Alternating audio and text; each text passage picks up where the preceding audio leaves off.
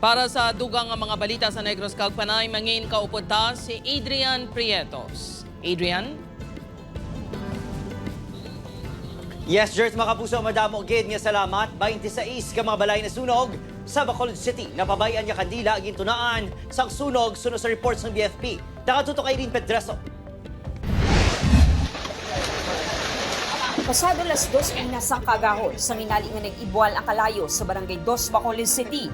Sa video nga kuha sang residente, makita ang madasig nga paglamon sa kalayo sa mga balay nga human sa light materials. Gilayon nga nakaresponde ang BFP apang naupos gid sa kalayo ang 26 ka balay. Wala sang may nasalbar nga gamit ang isa sa mga nasunugan nga si Ryan. Sekundos lang. Pag sa biyade namon kay dilam ko nga duha ka bilog tubig pundo mo. Dasig lang gid yan. Kay pag balik ko, nagsulod ko sa balay, ari na di ang kalayo sa amon di CR. Nagbuwa na lang ko nagdalagan lang to.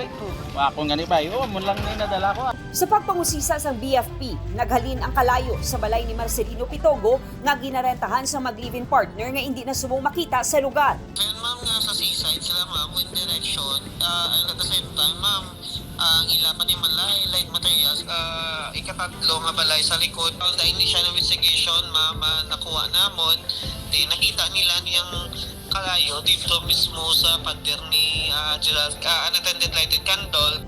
Temporaryo nga nagatinero sa chapel kag sa barangay hall ang 26 ka mga pamilya nga nawadaan sang balay. Kasakit nga Christmas amo na natabo.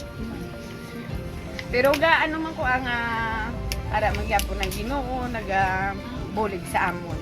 Kapay pa kami bulit sa aton nga LGU nga i-assist kami kung ano may muna mo. So nagpa-provide sila sang tent, diri kag food packs. Subong nga Paskwa, pahanumdum sa BFP. As we celebrate sa atin nga mga holiday season, likawan ining mga kandila, nga unattended, ang mga linuto, hindi pagbayaan, di posibleng hindi tugaan sa mga sunog, ang aton kasadyahan, mabaylo pa sa kasubuan. Eileen Pedreso, One Western Visayas.